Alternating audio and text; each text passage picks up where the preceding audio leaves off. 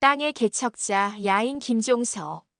일부에서 세종은 조선이라는 나라의 치명적인 3대 버그를 진단하고 이를 해결하기 위한 팁을 완성했습니다. 안정의 황의와 맹사성, 혁신의 지편전, 그리고 실행의 김종서와 장영실.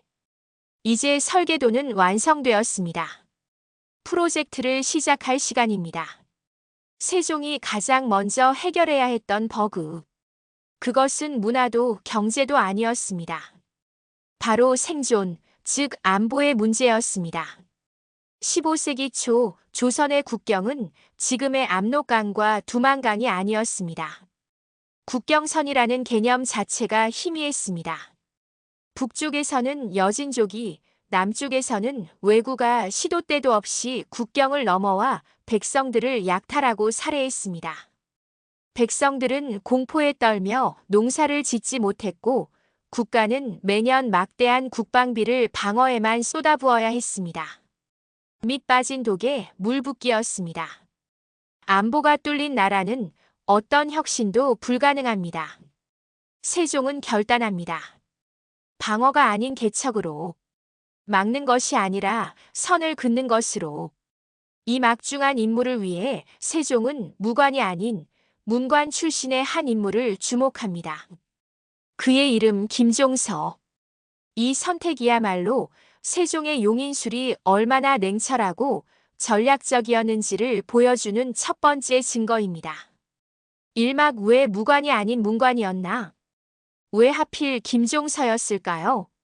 그는 평생 글을 읽던 학자였습니다. 칼이 아닌 붓을 잡던 사람이었죠.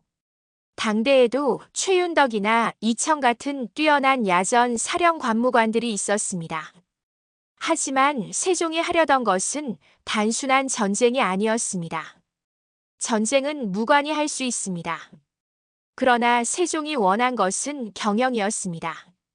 영토를 빼앗는 것이 아니라 그 땅을 조선의 시스템 안으로 편입시키는 것.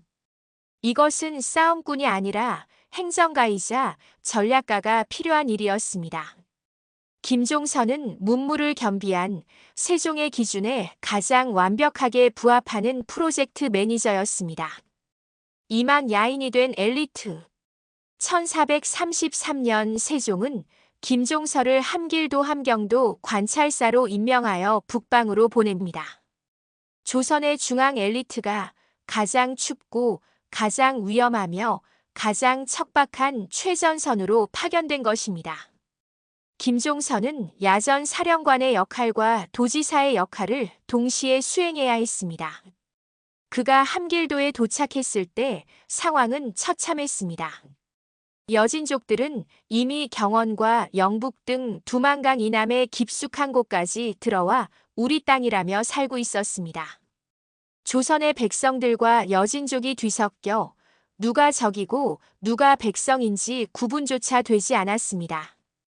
김종서는 성급하게 칼을 빼들지 않았습니다. 그는 데이터를 수집하기 시작했습니다. 그는 6년이라는 시간 동안 혹독한 함경도의 추위 속에서 야인이라는 별명이 붙을 정도로 여진족처럼 살았습니다. 그들의 언어를 익혔고 그들의 전술을 분석했으며 어느 부족이 강하고 어느 부족이 회유할 수 있는지 그들의 관계도를 그렸습니다. 이것은 학자 김종서만이 할 수 있는 데이터 기반 전략 수립이었습니다. 충분한 데이터가 쌓이자 김종서의 프로젝트가 시작됩니다.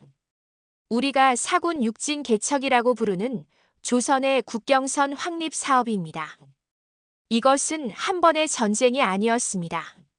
수십 년에 걸친 단계적인 프로젝트였습니다. 첫째, 채찍 무력으로 거점을 소탕하다. 김종서는 먼저 강경책을 사용합니다.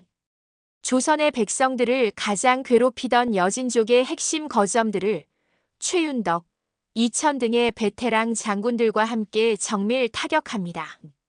압록강 유역에 사군여연, 자성, 무창, 우예을 설치하고 두만강 유역에 육진 온성, 경원, 경흥, 부령, 회령, 종성을 설치합니다. 이것은 군사 요새를 지어 여기는 조선의 땅이니 더 이상 넘어오지 말라는 물리적인 울타리를 치는 작업이었습니다. 여진족의 활동 반경을 압록강과 두만강 북쪽으로 밀어내는데 성공합니다. 둘째, 당근 우리 백성으로 만들다. 하지만 울타리만 친다고 그 땅이 우리 것이 될까요? 김종서의 전략은 여기가 핵심입니다. 그는 울타리 안을 조선인으로 채우기 시작합니다.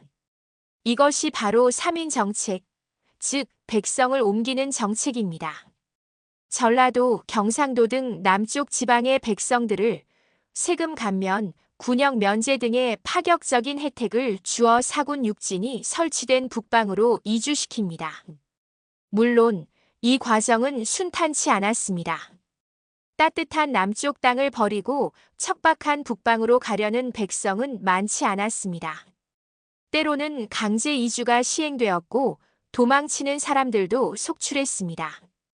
갈등 부각, 이것은 혁신에 따르는 고통이었습니다. 남쪽 백성들의 희생을 담보로 국가 안보라는 더 큰 대의를 실현하는 과정이었죠. 동시에 김종서는 귀순 정책을 펼칩니다. 두만강을 건너와 조선 백성이 되겠다고 항복하는 여진족들에게는 땅과 벼슬을 주어 그들을 우리 편으로 흡수했습니다.